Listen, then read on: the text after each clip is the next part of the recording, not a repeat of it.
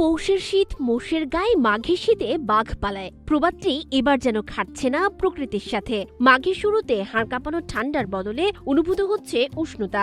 শেষ সপ্তাহে সেই হাড় কাঁপানো শীত আর ঘন কুয়াশার দাপট কাটিয়ে জনজীবনে ফিরছে স্বস্তি।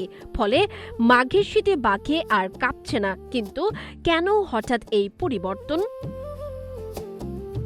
জানুয়ারির মাঝামাঝিতে যেখানে দেশজুড়ে তীব্র শৈত্যপ্রবাহের কথা ছিল, সেখানে পাল্টে গেছে দৃশ্যপট। বর্তমানে দেশের অধিকাংশ জেলায় দিনের তাপমাত্রা উল্লেখযোগ্য হারে বাড়ছে। বিশেষ করে রোদ ওঠায় দিন ও রাতের তাপমাত্রার ব্যবধান বেড়েছে অনেকখানি।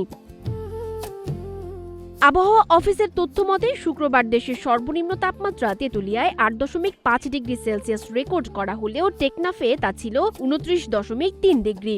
বর্তমানে কেবল দিনাজপুর, পঞ্চগড় ও রংপুর অঞ্চলে মৃদু শৈত্যপ্রবাহ বইছে। আবহাওয়াবিদ কাজী জেবুন্নেসা জানিয়েছেন, কদিন আগে 50টিরও বেশি জেলায় শৈত্যপ্রবাহ থাকলেও এখন তা মাত্র হাতে গোনা কয়েকটি জেলায় সীমাবদ্ধ।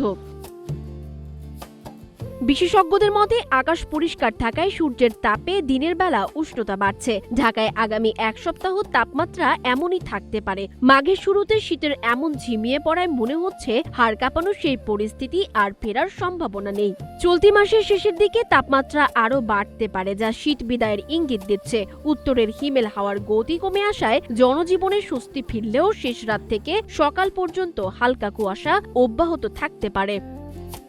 সানজিদা আফরিন, সোনিয়া, নাগরিক, প্রতিদিন।